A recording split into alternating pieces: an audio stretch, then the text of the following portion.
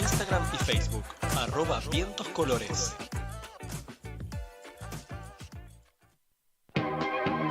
Ahora, en Vientos de Colores, entrevista.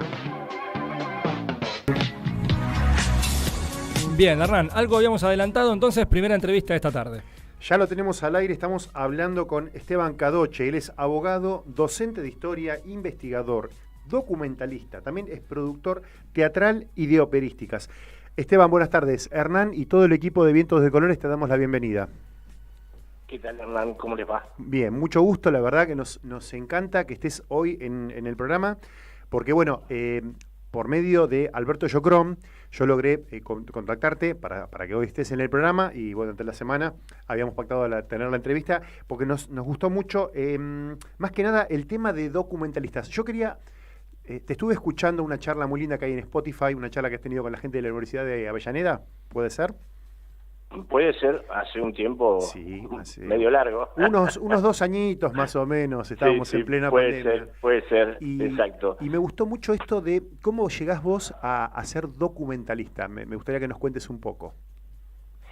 Bueno, Hernán, mira, yo era docente de la Facultad de Derecho de Santa Fe en la Cátedra de Historia Argentina, y en un momento de la década del 90 que era muy difícil encontrar un espacio para militar, eso lo saben sobradamente las compañeras y compañeros que me están escuchando, se cruza en mi camino, digamos, la posibilidad de dirigir un proyecto de investigación de la Universidad Nacional del Litoral sobre un tema que en ese momento era un tema que despertaba poco interés, que era la violencia familiar.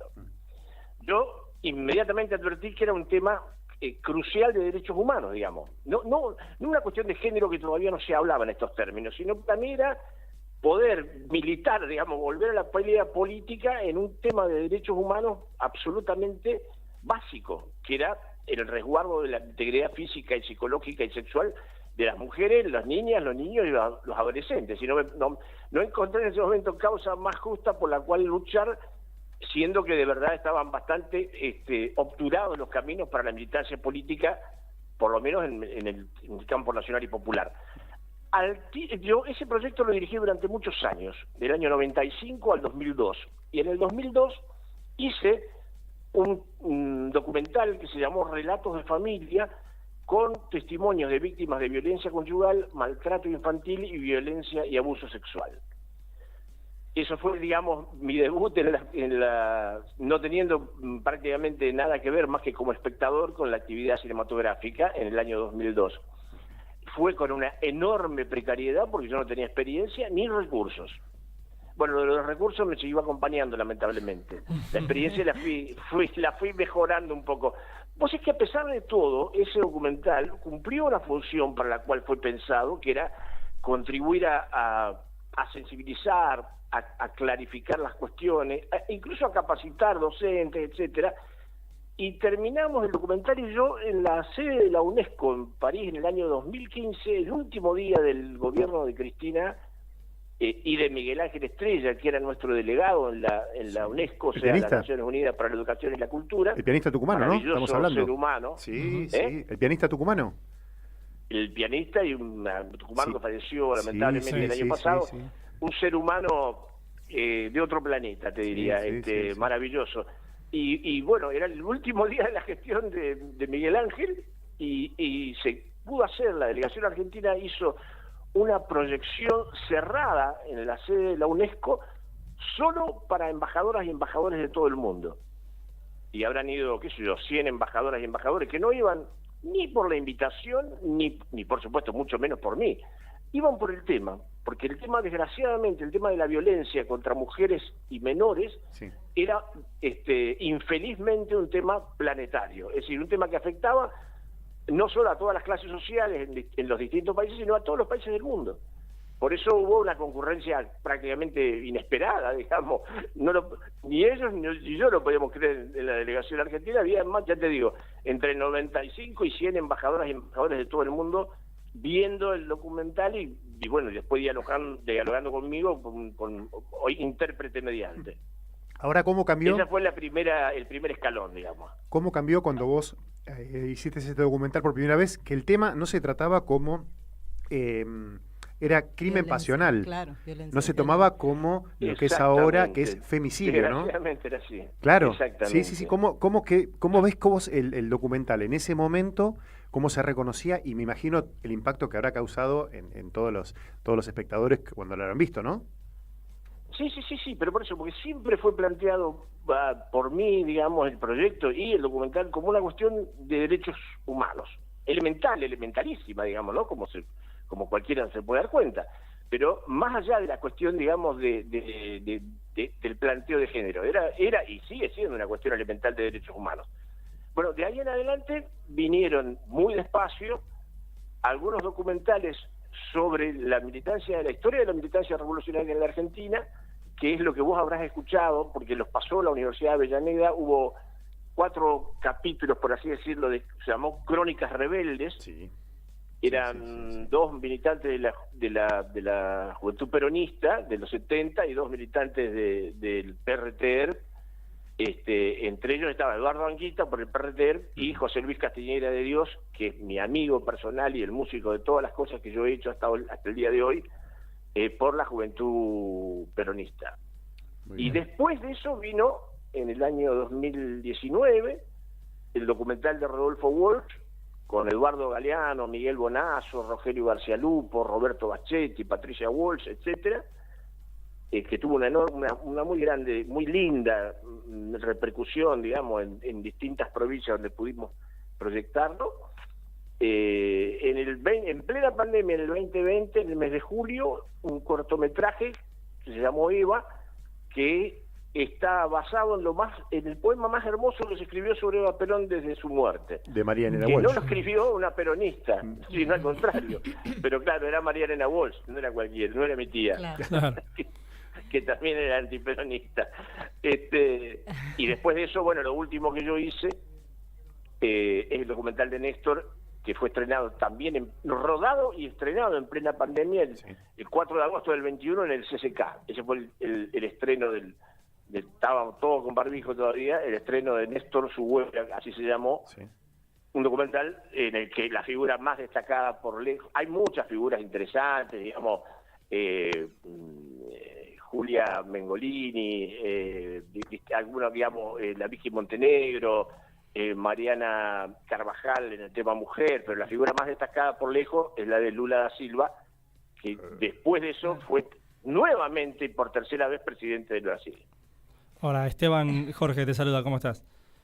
Hola Jorge, ¿qué tal? Me quería quedar con el primero de estos 3, del documental de Rodolfo Walsh.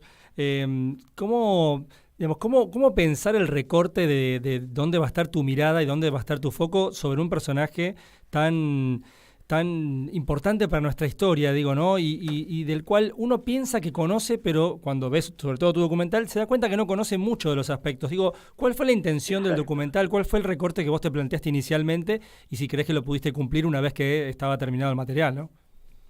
Bueno, lo último lo van a decir los que lo vean, los espectadores, si no pudo cumplir o no, ¿viste? Sí, claro, sí.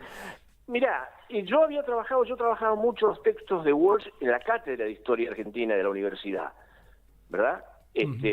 Y entonces el enfoque del documental fue sobre la figura pública de Walsh, es decir, el Walsh, digamos, que es el cruce entre el periodismo de investigación, la literatura, la mejor literatura argentina, y la militancia política revolucionaria. Eso es Rodolfo Walsh. Entonces, el arco va desde Operación Masacre hasta el último día de su vida, que está distribuyendo la recién escrita, recién terminada carta abierta a la Junta Militar el 25 de marzo del año 77 en las calles de Buenos Aires, donde lo asesina una patota, digamos, el grupo 332 de la Escuela de Mecánica de la Armada en San Juan y Entre Ríos, en Capital Federal. Así es. Y bueno, pero ciertamente hay rasgos, digamos, vos fíjate que en el documental de Walsh están, además de las figuras que yo mencioné, básicamente las más destacadas son, digamos, Eduardo Galeano y Miguel Bonazo, sí. Hay 2 cofundadores junto con Rogelio García Lupo y con Rodolfo Walsh de la Agencia Prensa Latina. La Agencia Prensa Latina, para los que están escuchando, es la agencia de noticias que, digamos, a instancias del Che Guevara, se funda en el año de la Revolución, en el año 59 en Cuba, y que la preside un argentino, que es Jorge Ricardo Massetti, y en el documental está la viuda de Massetti, y un cofundador también, un periodista que fue después editor del Granma Internacional, y que junto con García Lupo, como decía recién, y con Walsh, son cuatro, digamos, fundadores de Prensa Latina en el documental, que obviamente es una cosa realmente vieja, perdida de la historia, ¿no? Estamos hablando de 60 años de historia, digamos. Sí, son testimonios increíbles, No, realmente. sí, tal cual. Esteban, Gabriela, ¿cómo estás? Buenas tardes. Hola, Gabriela, ¿qué tal? Bueno, muchas gracias por estar con nosotros, escuchándote atentamente. La verdad que te diste el gusto de elegir nombres de documentales, personajes, ¿no? Con un peso histórico y simbólico para nuestro país, sin duda. Y además rodearte de gente, nombraste a Galeano, bueno, gente que admiramos profundamente. Yo quería apuntar a tu primer trabajo, que hablabas de las víctimas de la violencia conyugal, que hoy, bueno, ha cambiado y ha evolucionado, por suerte, pero escuchándote, quiero ir para otro lado. ¿Cómo ves el periodismo hoy, no? Porque quería hablar sobre la violencia de género, pero bueno, ¿cómo ves el periodismo hoy, estos símbolos del periodismo histórico para todos los que somos periodistas, y cómo ves hoy con todo el manoseo que hay, el partidismo que hay? ¿Vos cómo lo ves desde afuera, habiendo hecho tanto análisis, ¿no?, en tus documentales?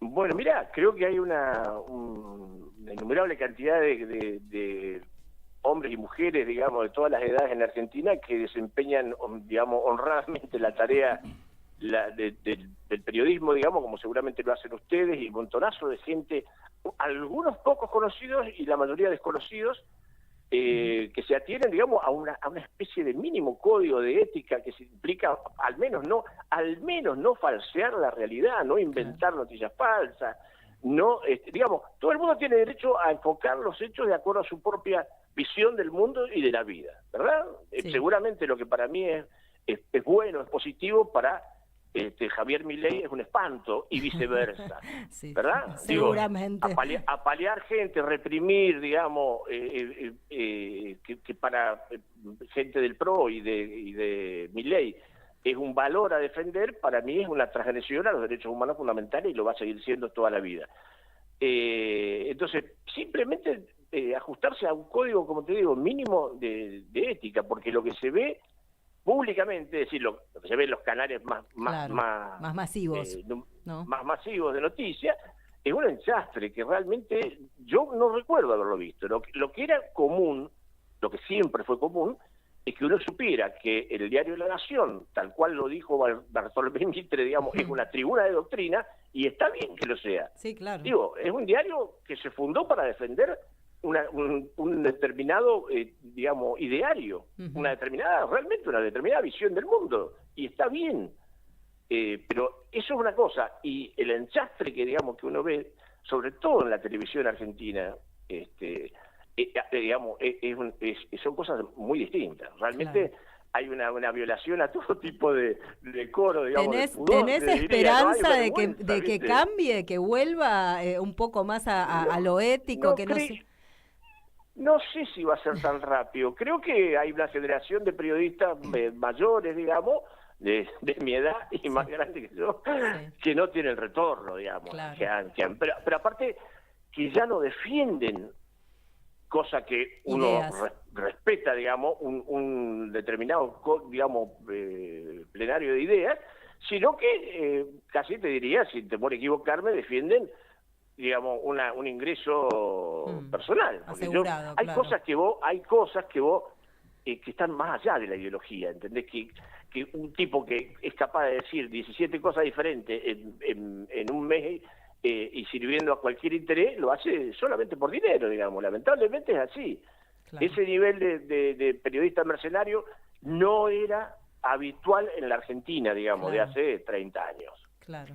Esteban, ¿sabés que cuando estábamos hablando de Rodolfo Walsh, me vino de vuelta la pregunta, que es qué cosa que él tenía al principio, que él, la contradicción, ¿no? Que él venía de un periodismo o venía de hacer una cosa completamente distinta, y cómo se termina involucrando en la vida, cómo termina desafiando con lo que vos nombraste con Operación Masacre, que revuelve los fusilamientos de José León Suárez, también la época de la Revolución Fusiladora, toda esa época nefasta hasta llegar a la década del 70, con la hora más oscura, ¿no?, de nuestro país, que se conoce, que se tiene registro, ¿no? Cómo él fue documentando toda esa etapa y cómo fue un cambio, ¿no?, desde su periodismo de crónica hasta llegar a como vos mencionabas, la carta a la Junta Militar.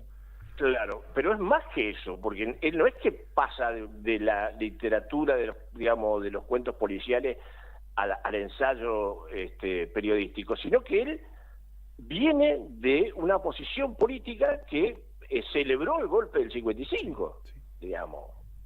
O sea, él pocos meses antes de Operación Masacre, él estaba enrolado en el antiperonismo, digamos, declaradamente, ¿no? Pero ahí tenés digamos, la impronta ética de Walsh. El tipo se para ahí y dice, no, digamos, esto no. O sea, frente a asesinatos masivos, digamos, perpetrados desde lo más alto del poder de Argentina, el tipo dice, esto yo no lo puedo consentir. Es una decisión que tiene que ver con la honradez intelectual y que después recién se transforma en una militancia política bastante más adelante, digamos, ¿no? Pero eso es una cosa que lo ha definido a él, digamos, históricamente, al contrario de lo que estábamos mencionando recién, digamos, del sistema periodístico masivo en Argentina, que es, digamos, un respeto a principios inamovibles. Bueno, los dos Walsh, ¿no? El tipo se planta frente al asesinato y el horror. Lo que decíamos, los dos Walsh, ¿no? María Elena y también Rodolfo, unidos y atados por esa ética, ¿verdad? Por último, Esteban, y agradeciéndote el contacto, preguntarte en qué estás trabajando actualmente, si hay proyectos futuros, si hay algún otro personaje icónico de nuestra cultura que estás trabajando o estás yendo hacia otro lugar. Mira, ahora felizmente yo estoy trabajando en la producción de un largometraje de ficción que se va a llamar El infierno de los vivos, que se va a rodar en Santa Fe entre julio y agosto, que es una novela sobre, fíjate vos, el abuso de un adolescente, digamos, a manos de un padrastro, que es una novela escrita por una escritora santafesina, que es Alicia Barberis. Ajá. Y que está dirigido por Alberto Gieco, de la familia de León. Bueno, pero sí, vamos a seguir transitando la misma cuerda porque hay un proyecto de un largometraje, digamos, de un docuficción, o sea, un documental con ficción sobre la figura de Scalabrini Ortiz. Y el año que viene, si todo fuera bien, mi intención es filmar un largometraje de ficción comenzar a filmar un largometraje de ficción sobre Rodolfo Walsh y o un documental con ficción o un largometraje también de ficción sobre Miguel Ángel Estrella, que nombramos anteriormente, que es un personaje maravilloso, realmente es un tipo formidable, digamos, y con una vida riquísima. Sí, una estrella. Desde ya contamos con vos y sabés que tenés las puertas abiertas, tanto del programa como de la radio. No me lo robo yo, sino porque nos encantaría que cuando vengas acá a Buenos Aires, conocernos personalmente. Sabés que acá justamente lo que tratamos de fundamentar y de enarbolar son esas banderas, de la gente que tenga la posibilidad de tener una cosa emergente y poder darle micrófono para que puedan levantar la voz y puedan levantar la mano y puedan sentirse que acá tiene un espacio más para contar. Así que bueno, me gustaría mucho que nos mantenemos en contacto y bueno, cualquier cosa. Bueno, me parece. Mirá, yo voy habitualmente a Buenos Aires porque tengo 2 nietos en Mataderos, maravillosos, de 3 y 6, así que voy una vez por mes a Buenos Aires.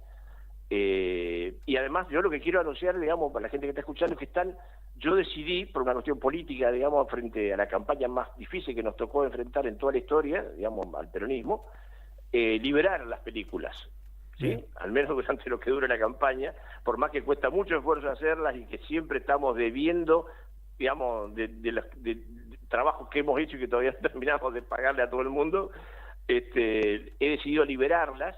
De manera que, bueno, están en YouTube o como sea, se buscan, digamos, poniendo Esteban Cadocho, seguramente se puede acceder a ver Eva, Rodolfo Walsh, el documental, y Néstor, su huella. Y lo hice porque creo que son herramientas de campaña, muy sobre todo la película de Néstor, digamos, que en 1 hora y 20 permite recorrer absolutamente toda la obra política de Néstor, no solo mientras fue presidente, sino hasta su muerte. Sí, justo en este año, ¿no?, que se cumplen los 20 años de y que su es bueno asunción. hacer un poco de revisionismo. Y aparte ¿no? para que los chicos, los más Claro. jóvenes, sepan realmente quién fue la dimensión, No, porque tal creo que no cual. tienen en cuenta ¿Quién eso, fue y ¿no? qué hizo? Y no saben ni quién fue ni qué hizo la mayoría de los Claro. jóvenes porque por una cuestión de edad. Sí, tal cual. Bueno, si ven Rodolfo, digamos, Néstor Sigüenza, van a tener una idea cabal Sí. de lo que, porque no es ni una biografía, ni una cosa, digamos, simplemente para ensalzar la figura de Néstor, no. Ahí está, lo que hizo Néstor respecto de la unidad de América Latina, del derecho de las mujeres, Exacto. de la ciencia y la tecnología, es decir, no hay arista de la política nacional que haya desplegado Néstor Kirchner y que no esté en el documental. El Hospital del Cruce de Varela. Excelente. El Hospital del Cruz, exactamente. No, sí, te sigo y te escucho, así que... Lo viste, bueno, sí, muy bien. sí, por supuesto. Está en Bueno, Esteban inviten a la gente Cadoche, a verlo, entonces. así es, en el canal de YouTube de Esteban Cadoche. Esteban, mil gracias por este contacto y bueno, la seguimos, por supuesto. Un abrazo de parte de todos. A ustedes. Muchísimas Gracias, gracias. saludos. Gracias. Chau.